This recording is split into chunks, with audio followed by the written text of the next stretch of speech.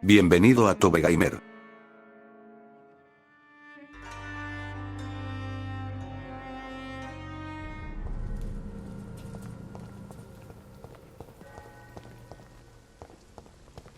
It's locked.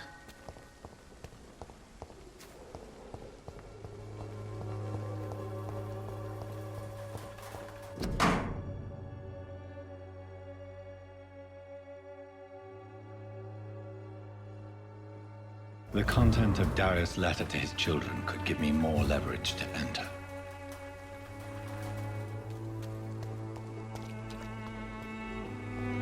You are blinded by your false faith! Forgive my interruption. Do not apologize, my son. Father Tobias Whitaker is always happy to teach mortals about the incoming Armageddon. I am Dr. Jonathan Reed, and I just have a few questions. A scientist? You are much more lost than I thought, my son.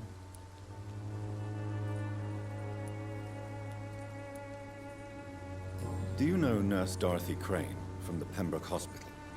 I'd like to know more about her. I don't like the liberal ideas of nurses, but I especially abhor that Nurse Crane you mentioned.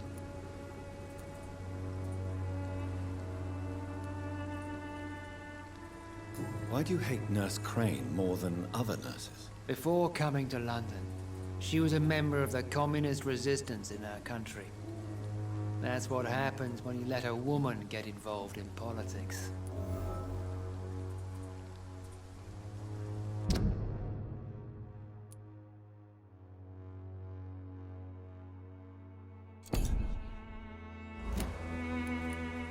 So, you're not exactly a fan of Florence Nightingale's work.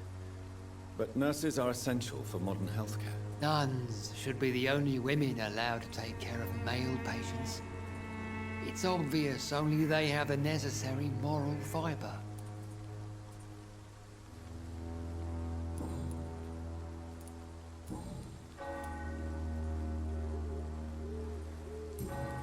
I have heard enough for tonight. Goodbye.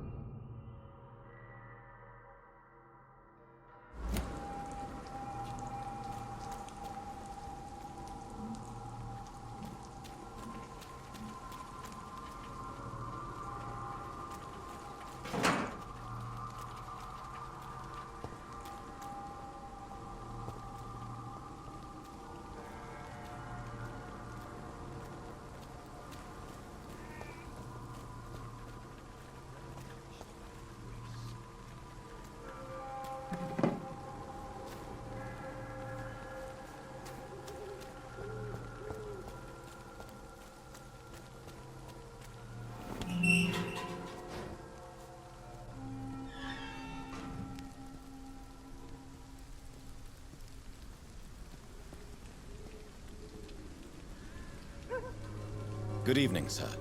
I'm Dr. Reed. I would like to ask you a few questions. Please be my guest.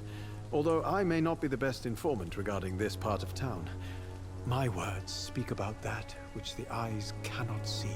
Really? Are you an artist of some kind? I'm a poet, sir. Richard Nethercott, at your service.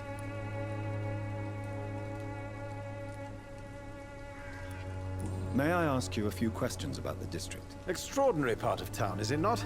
I'll be glad to help you, if I can. What can you tell me about an old man called Darius? Darius Petrescu? Yes, I know him. At first, I thought he was only a small publisher. I invited him to publish my work, but his reaction was pretty clear. Not interested in your talent? Darius is an old political activist who takes delight in printing tracts and lampoons. Those communist activities only require mediocre writing skills. What can you tell me about an old man called Darius? Darius Petrescu? Yes, I know him. At first, I thought he was only a small publisher. I invited him to publish my work, but his reaction was pretty clear. Not interested in your talent? Darius is an old political activist who takes delight in printing tracts and lampoons. Those communist activities only require mediocre writing skills. I'm looking for Dorothy Crane, a nurse who lives in this vicinity. Dorothy Crane. Oh, I love the name.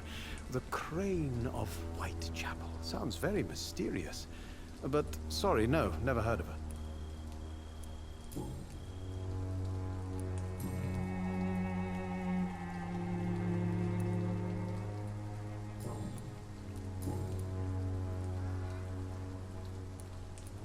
Did you know the Mute Florist is a member of a secret society? No, I didn't. But I thank you for this information, sir. For it only enriches the mystery surrounding the precious camellia. I'll leave you alone, sir. Darius is a bit less of a mystery now. It should not be that difficult to incite him to let me in. We know each other.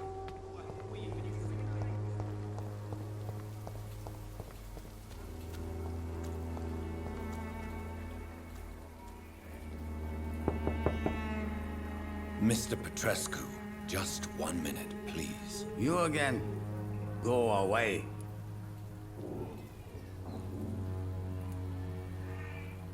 Sir, wait. Stop this nonsense. I know Nurse Crane is here. Shall we speak man to man, you and I? All right. Speak up. Don't you see we're on the same side? We fight to help the poor, sick, and abandoned. I'm nothing like you, Mr. Doctor. Yes, you are. You too believe in providing medical care without charge. You know what we have to sacrifice to make the world a better place. I have to admit your words have conviction. All right, I'll let you see Dorothea. Don't make me regret this, though.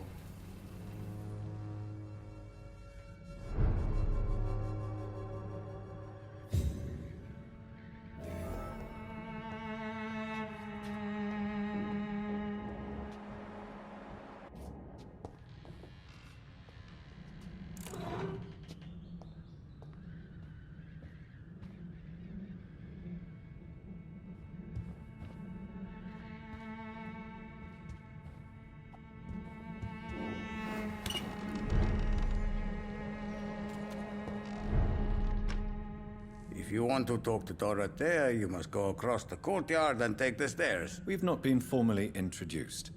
May I ask your name and occupation, sir? I am Darius Petrescu. I'm here to keep snitches and spies away from Dorothea. And I also run this little print shop.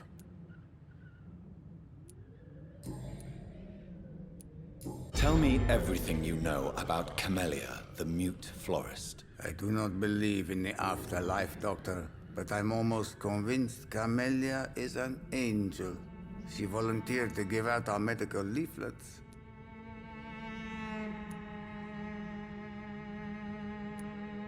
Who is she, really?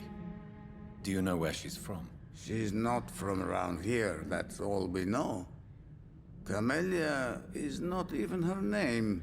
It's her favorite flower. You say she has no close family? Well, there's that awful poet who constantly follows her around like a lost puppy. A good man for sure, but a very poor writer.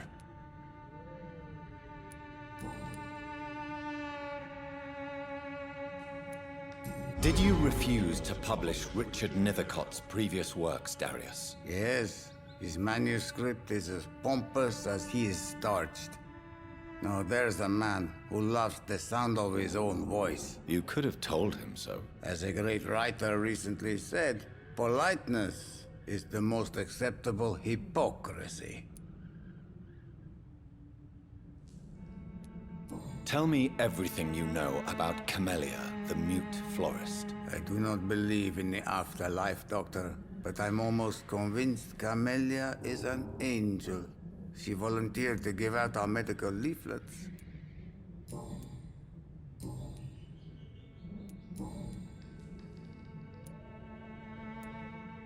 I know you fought for your country when it was occupied, Darius. Tell me more about it. I know my days are numbered, and I know I won't see my homeland again. But I fought for Romania all my life, and I will until my last breath. But Romania escaped the grasp of the Austro-Hungarian Empire. It's a free country again. But it's not the country I fought for. My homeland is not appeased, Doctor. And I still see a dark future ahead for my people. How did you meet Nurse Crane, Darius? Why does she trust you? I'm her oldest friend in England. Dorothea and I share many ideas about this country and about the country we left. You mean occupied Romania, don't you? Even if not directly, I fought against your enemies. Really? Then perhaps you have more in common with Dorothea than meets the eye, Dr. Reed.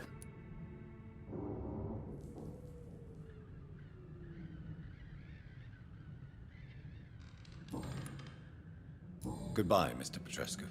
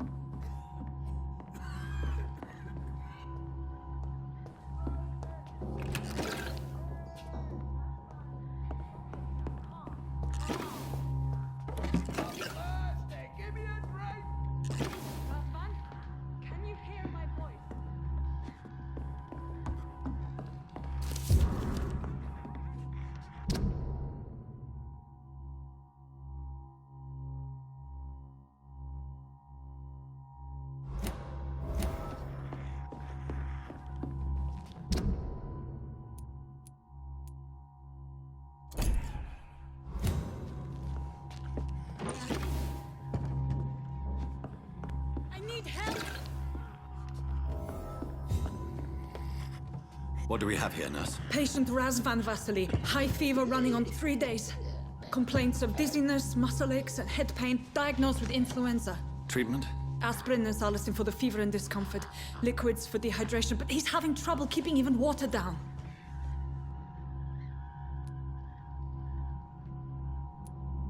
Thank you, nurse. Anything else I should know? He did lose consciousness this morning, but he's never had convulsions like these. He's not convulsing, he's choking. He's not getting any air. Scalpel!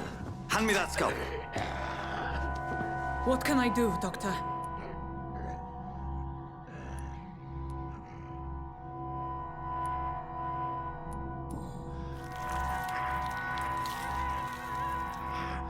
I need to perform a tracheostomy. Short pipe. That rubber tube will do. We're going to cut a passage for air through the neck. Yes, Doctor. He's breathing again, but he's coughing up blood. Internal hemorrhaging. I need to make another incision into the chest cavity to drain the fluids from the lung. Prepare another tube. A thoracostomy? Doctor, we've nothing to fight the infection. We need an aseptic environment.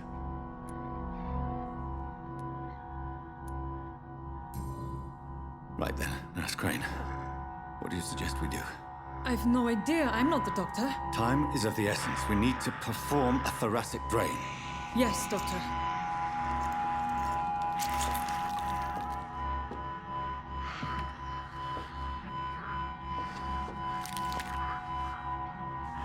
He's still bleeding, Doctor.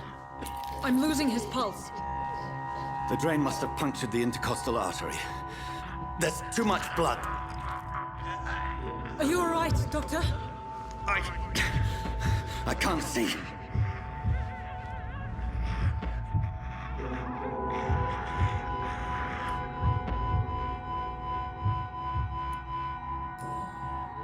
Yes. Yes. I have this, nurse. Allow me to finish the procedure alone. I need the room. I'd prefer to stay and see this through. This is my patient, Doctor. I have needle and thread for stitching the wound.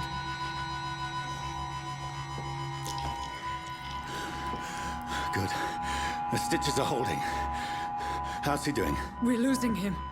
We've lost his pulse. He's dying, Doctor!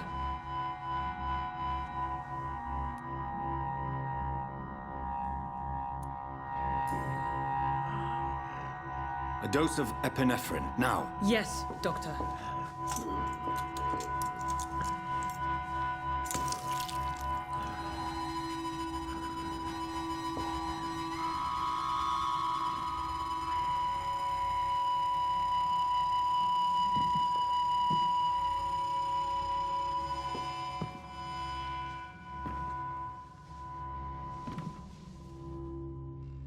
We've lost the pulse.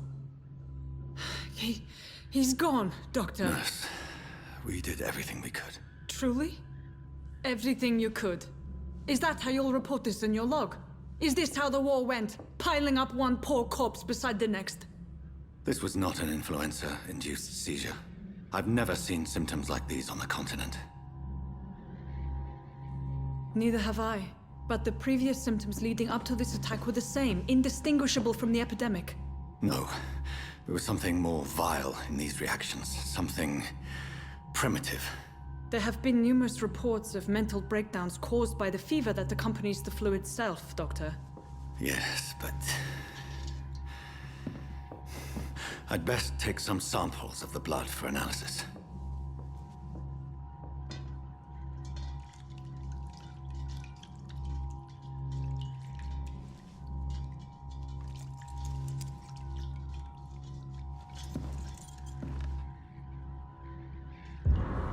I doubt you're here to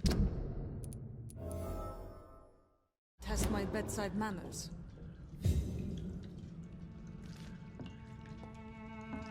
I suspect it was more than intuition alone that led you to us. So, how might I be of service, Dr. Reed?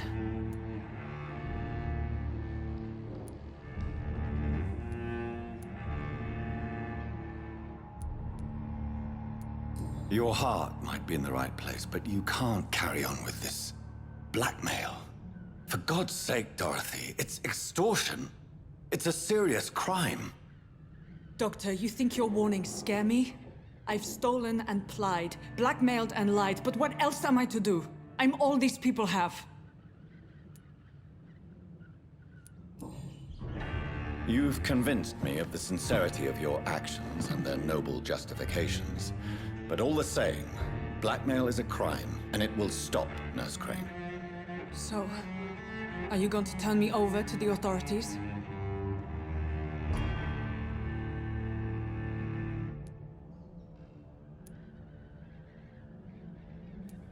Listen very carefully, Dorothy. You will erase from your memory everything you pretend to know about Lady Ashbury and Pembroke Hospital. Let that rich bitch off the hook over my dead Nurse body. Crane, enough. Listen as if your life depended on every word.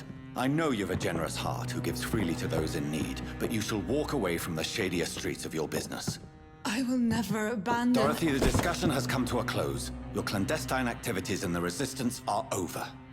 Let it go. I'll let it go. Yes. All gone.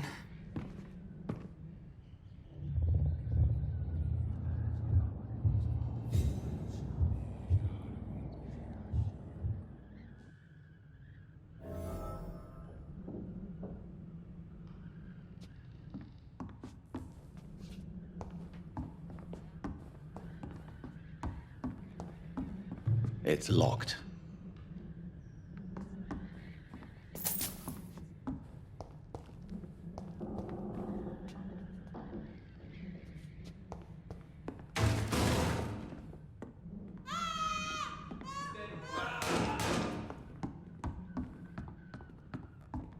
Oh, this one stinks already. It's one of them!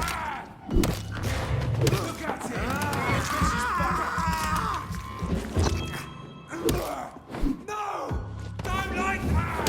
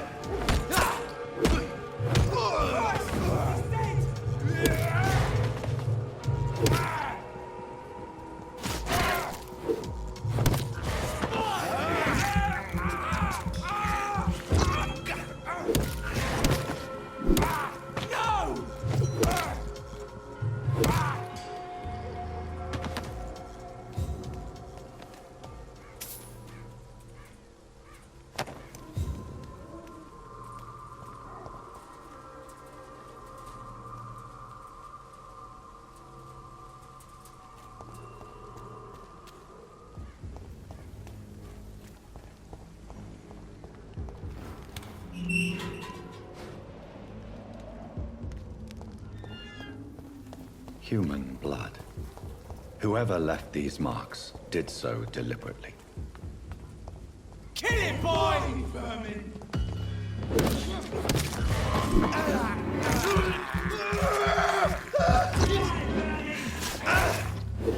Burn it, boys! Yeah! Die, vermin!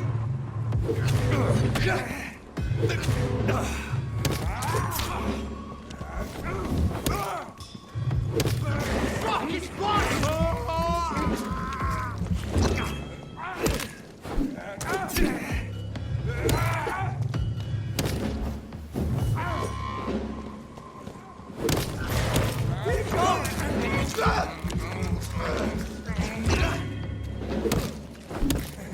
doesn't like fire, does it?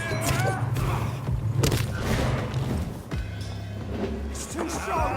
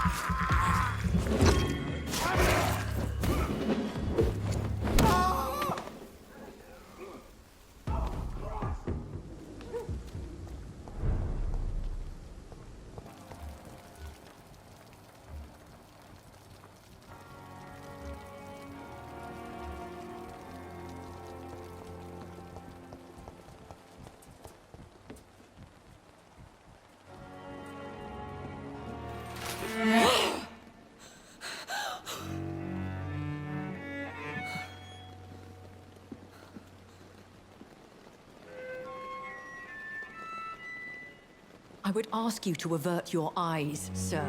Or did you not know it was rude to stare? I knew it. Speak up, Dr. Reed.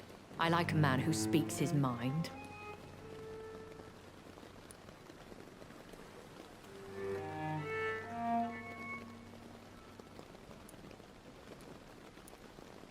Hiding your true appetites behind a facade of compassion. Bravo. Very clever indeed. Spare me your sarcasm, Jonathan. You are but newly born in this world.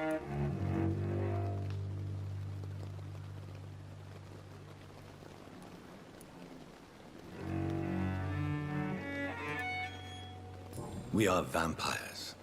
We live by leeching the blood from weaker prey. We are Darwin's next chapter. His cynical and perhaps ultimate expression. The situation is somewhat awkward nonetheless. I have not been observed sustaining myself for many decades. I have to say I'm a trifle embarrassed. Anyway, I have concluded my inquiries concerning your blackmailer. I see. Please excuse my agitated state. Under normal circumstances, I wouldn't let anyone see me in this condition. The case is closed, your ladyship. The person who took advantage of you has, shall we say, seen the error of her ways. So who was it? My lady, the blackmailer was dealt with using the utmost discretion. The culprit's identity is of no relevance. Thank you, Jonathan. That is exactly what I needed from you. You have proven your loyalty, so, as a friend, please accept this small token of my appreciation. Thank you, my lady. If you have an inclination to learn more about vampires or your current situation, I will be glad to aid you in your quest for knowledge.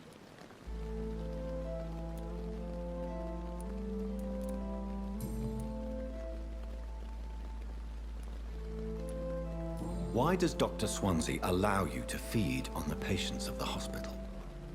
Dr. Swansea is a good and compassionate man. He is trying to find a solution for our hunger. Until that happens, he is clever enough to understand that I only feed upon the dying. And no one suspected you of the murders. As you well know, suspicion has recently fallen on me of killing for pleasure.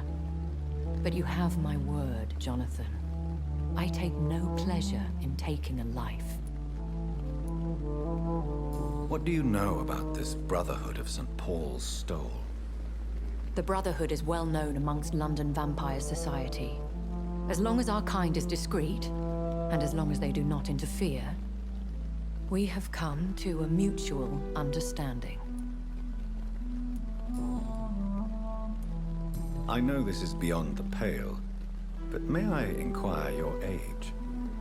Really? And I thought you were gentlemen. If you must know, I'm 27. I've been 27 for a long time now, and 27 I shall remain. And who bestowed upon you this eternal youth? My maker. He left this isle a long time ago. Very well. But I believe there is more to this than you are saying. A lady has to have some secrets.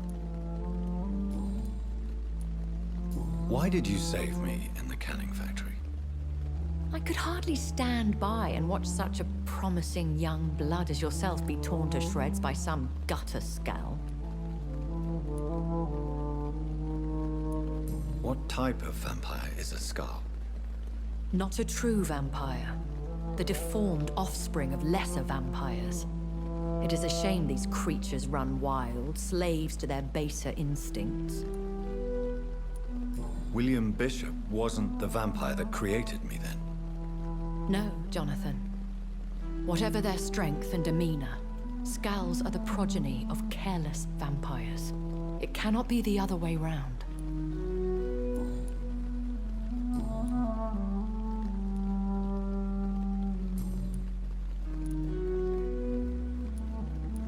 I've been hearing a voice talking in my head. Is this some kind of insanity? It feels feels like the voice of the vampire that created me. Hush. Tell no one this. It would be unwise to talk of such things amongst British immortals. Speak no more of your maker.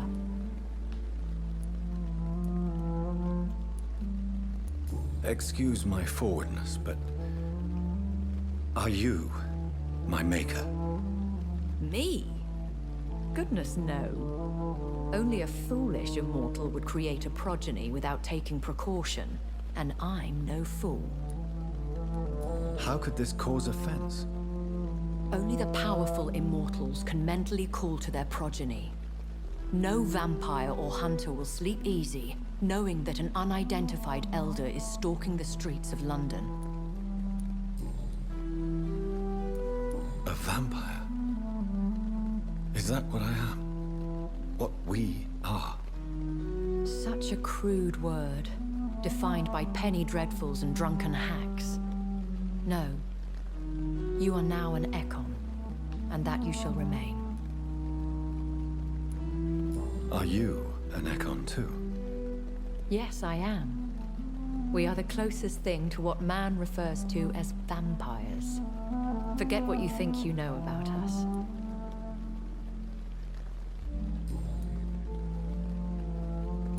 I don't understand. Why was I created and then left for dead? That is a question only the one who made you can answer. It's not normal practice. I doubt even if you find him, he will answer you, considering how cruelly he treated you.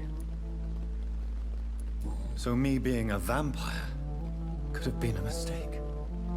I very much doubt it, Jonathan. Contrary to the legends, it is not as simple to make another vampire by just biting someone.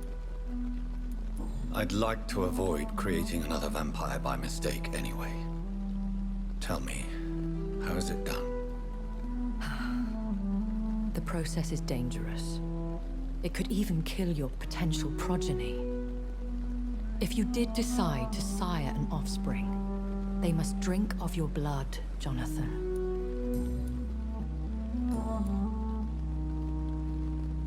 I bid you farewell, for now, my lady. I must quickly analyze the blood I took from Nurse Crane's patient.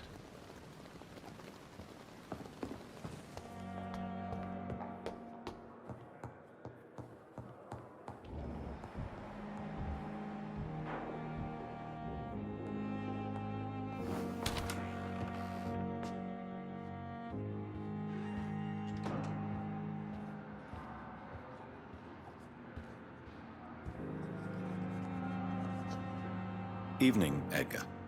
Could I get your professional opinion? Please speak, but I have something important to tell you. This strain of flu, it's very different from the one I saw in Europe. It's downright peculiar. Really? What makes you say that?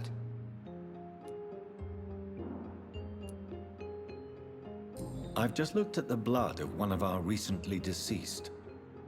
I see. Do you have anything more to go on? This disease spreads and looks like the Spanish flu, but its effects differ greatly. The London strain is different from the continental one. This is very interesting. Did you find something else?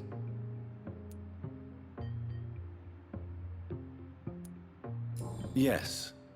Unlike the flu, the infected begin to show an increase in outwardly aggressive behavior. More than simple agitation. Once docile people become violent. You mean like rabies? Is there a chance we could create a vaccine, Jonathan, like Pasteur? By the stove, that would be smashing. There's a lot we're not seeing here. But it is spreading, and quickly. If we don't act, the whole city could be lost. But Jonathan, we've a fantastic opportunity sitting right here in front of us. A weapon of choice. What on earth do you mean?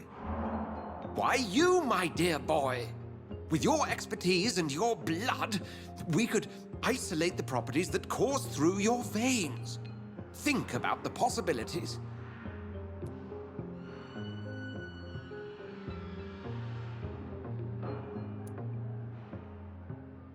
but the risk of infection using vampire blood could compound the situation. I know, but your blood now carries remarkable regenerative properties. With our minds and your blood, there's nothing we couldn't cure. We'll discuss this more later. Thank you for your time. No, thank you, Jonathan. But as I said, I needed to talk to you. I have some rather bad news. Yes? I'm afraid it's your sister. My sister? She's to be buried this evening at Whitechapel Cemetery. Your mother published the obituary this morning. I see. I'm sorry, Jonathan. Please accept my condolences.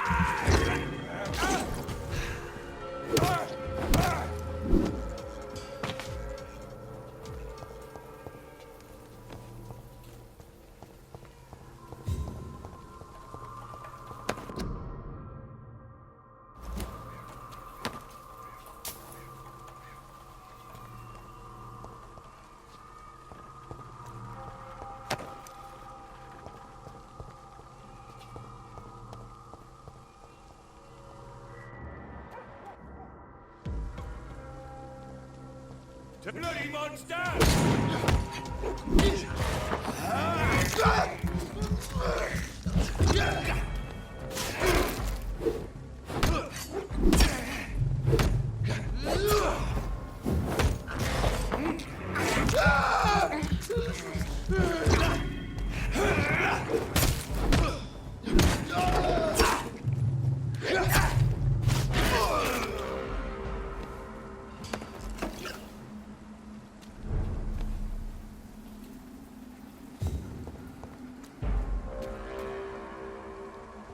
Best run alone, sir.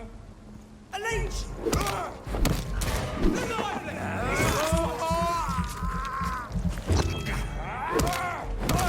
He's dead!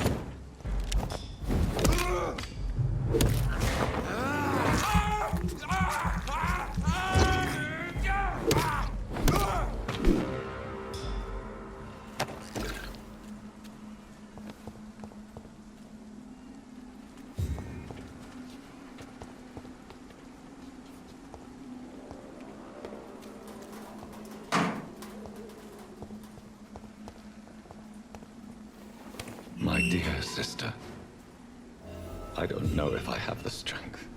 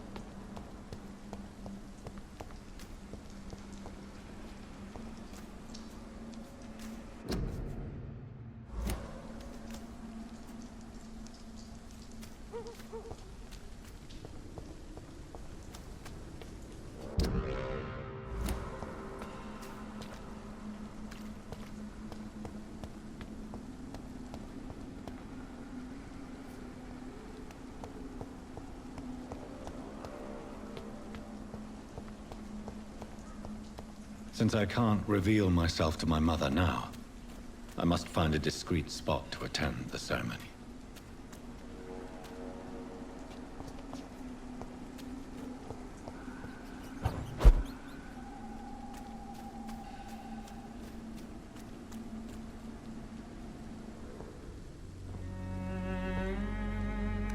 I am the resurrection and the life.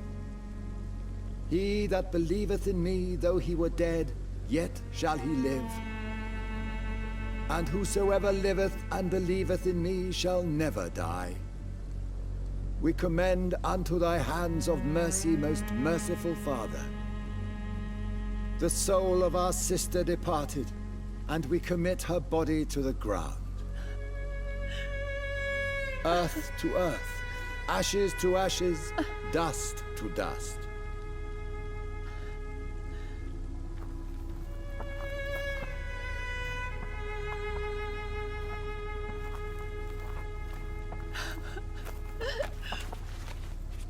Why kill my Mary and stick her here in this cold, god-awful place?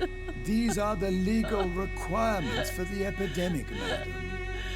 Oh, Avery, I feel so tired. Please take me home. Yes, madam.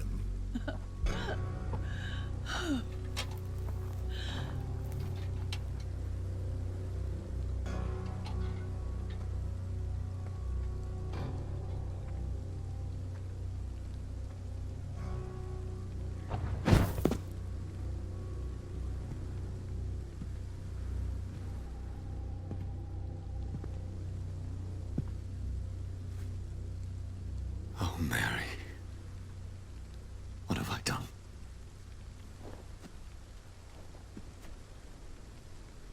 If I could only change one thing. One thing. This is a nightmare. Jonathan, there is nothing you can do but accept it.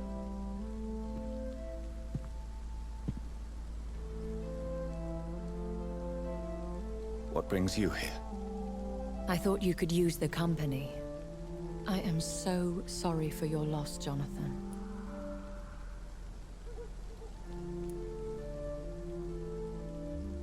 I wish the tears would come. But I'm empty.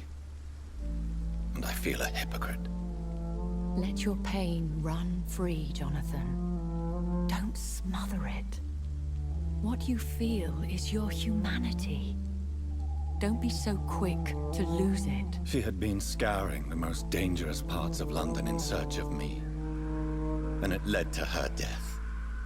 Jonathan, don't. I still hear her last thoughts. They echo in my head. Her mind shattered, and it haunts me. Jonathan, stop. Listen carefully. You must come to terms with this. You must learn to live with what happened.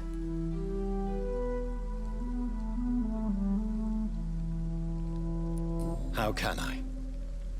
I've destroyed my family. My poor mother. I can't even console her. Don't you see? You're doing the work of our enemies, feeding your remorse. We are weakest when we grieve, and the guilt blurs our senses. And so this is why you're here. To warn me. You felt this pain yourself. You too have endured this. I don't want to lose you, Jonathan. I've lost so many friends. Loved ones I cherished. Pray for Mary's forgiveness, if you must. You may be right. Of course. I've stared upon this world for centuries, and time has taught me to deal with guilt, if not erase it. What should I do then? St. Mary's Church is not far from here. Go there and make your peace. Find the solace you need. My lady wants me to confess. No, Jonathan. It's you who wants to confess, I think.